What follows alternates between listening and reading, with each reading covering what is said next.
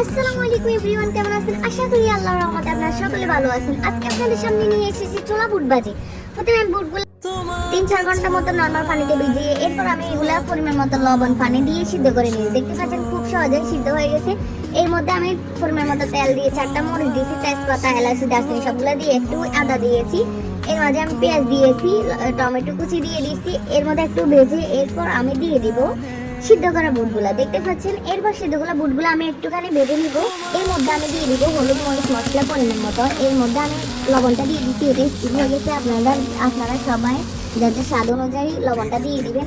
এর মধ্যে আমি কি করব, একটুখানি পানি দিয়ে এই বুটগুলা 3-4 মিনিটের মতো রান্না করে নেব। এখন ডেকে দিচ্ছি 3-4 মিনিট জন্য।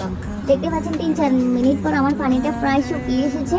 এর মাঝে আমি একটু সরিষার তেল দিয়ে 2টা রসুনের থেতলে না রসুন দিয়ে এখানে রসুনগুলো একটু ভেজে নিয়ে আমি গুড়ের মধ্যে বাগার দিয়ে দেবো। এটা দিলে আপনার গুড়টা খেতে অনেক ভালো লাগে, সুন্দর একটা কালার আসে, ফ্লেভারটা অনেক ভালো আসে।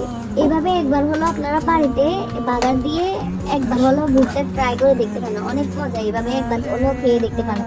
দেখতে পাচ্ছেন আমার গুড়ের কালারটা অনেক সুন্দর এসেছে।